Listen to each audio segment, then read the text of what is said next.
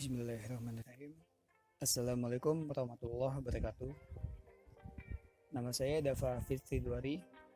Saya akan menjelaskan tentang Value Proposition Canvas. Apa sih Value Proposition Canvas? Value Proposition Canvas merupakan salah satu bagian dari bisnis model Canvas.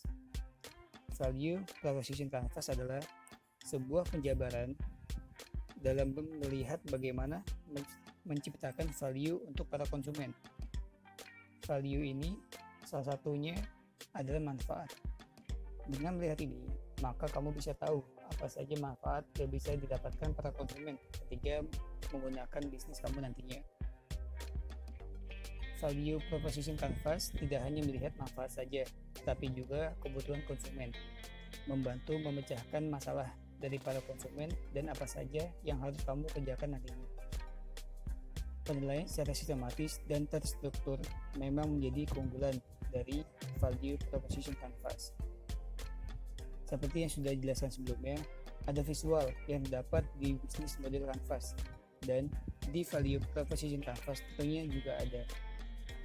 Terdapat dua bagian, yaitu Customer Segments dan Value Proposition.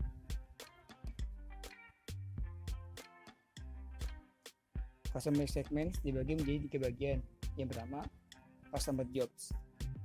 Value Proposition Canvas di bagian Customer Jobs terdiri dari masalah dan kemauan yang diinginkan konsumen.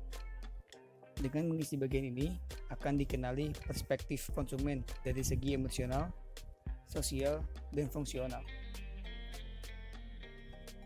Yang kedua, Customer Gains.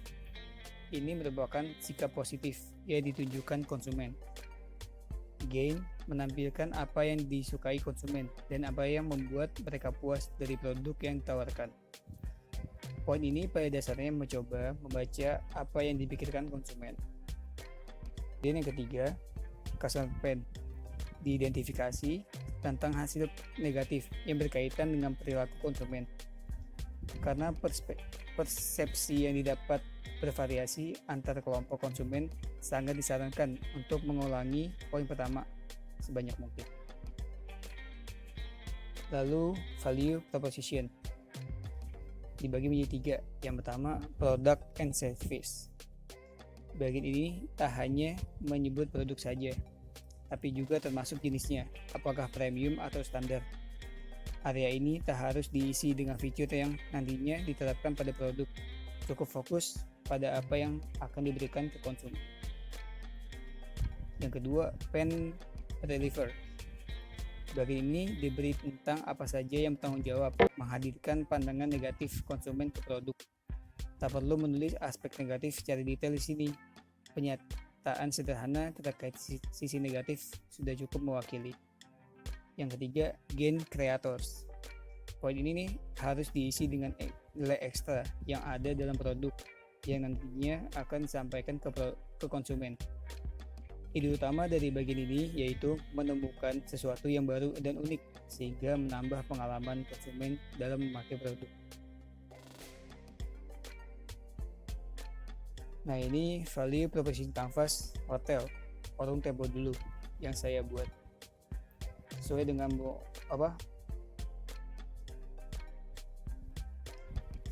bisnis model Canvas yang saya buat dahulu. Yang pertama, saya akan menjelaskan di bagian Customer Segment. Saya akan menjelaskan dari bagian yang gain dulu. Yang pertama, hemat biaya. Karena saya menyajikan paket hemat, kemudian mudah diorder, bisa order secara offline maupun online, menu bervariasi.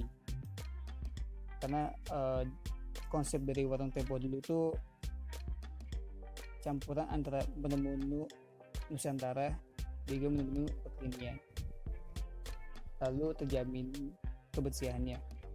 Tentu di era sekarang, di new normal, harus kebersihan itu yang paling utama.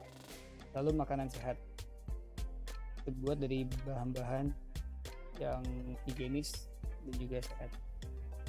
Kemudian di bagian customer jobs itu memastikan produknya. Jadi sebelum pemesan tuh coba dicek dari online itu stoknya masih ada tidak. Nah di bagian PN itu stok terbatas, lalu menu tidak sesuai selera. Kemudian kita move ke bagian value proposition. Saya akan menjelaskan di bagian gain creators lebih dahulu. Yang pertama, kedai dikenal, lalu memperluas jaringan dan improvisasi rasa.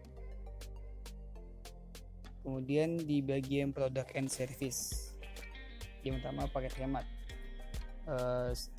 Kami menyediakan paket hemat yang nantinya itu sangat cocok untuk para mahasiswa maupun para pekerja. Lalu event bulanan. Nah, maksudnya di sini itu kami akan mengadakan sebuah acara, entah itu band atau lenong atau acara lainnya. Lalu promo tambahan. Misal misal ada konsumen yang membeli produk sebanyak berapa kali, misalkan udah sebanyak 3 kali, dan itu akan mendapatkan kupon, atau dan juga konsumen yang membeli produk sampai sebanyak berapa bentuk, misalkan sampai 6-7 menu yang paket, itu akan mendapatkan kupon juga, entah itu bisa snack atau enggak makanan tambahan. Dan di pantry reverse diusahakan untuk stoknya itu ready, dan juga penjelasan menu, maksudnya itu makanan